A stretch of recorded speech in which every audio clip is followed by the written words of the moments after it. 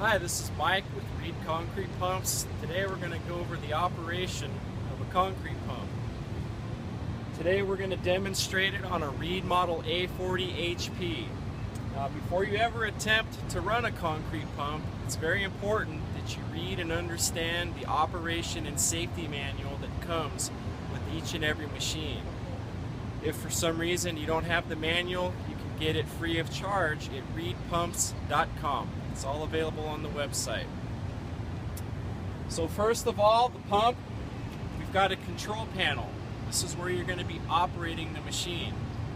Basically resetting by blowing the horn. We've got an emergency stop button. Pump on, off, forward and reverse functions. It's all done right here at the control panel. We've got a hydraulic pump.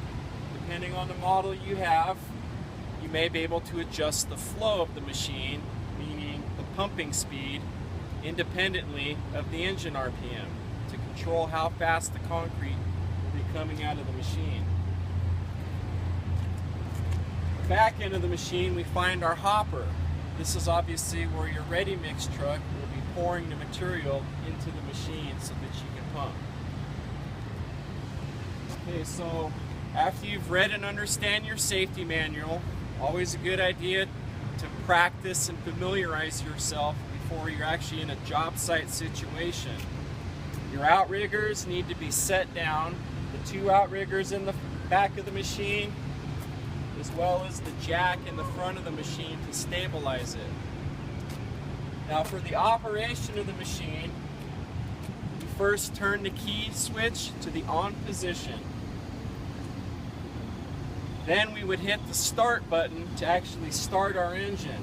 Now these machines are going to be disabled until you give the command to reset the emergency stop, which is done by honking the horn.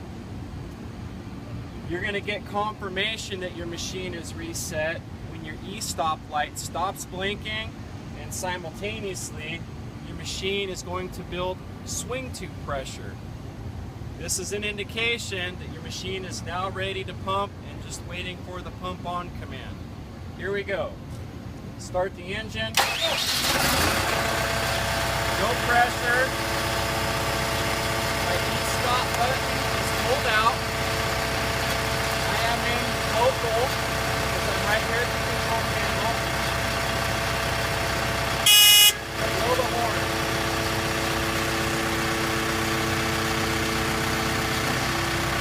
We have swing tube pressure. My e-stop light, stop blinking. You just need to activate the pump and turning the pump on.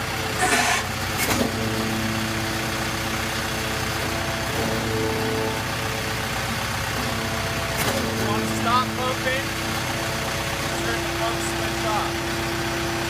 Obviously,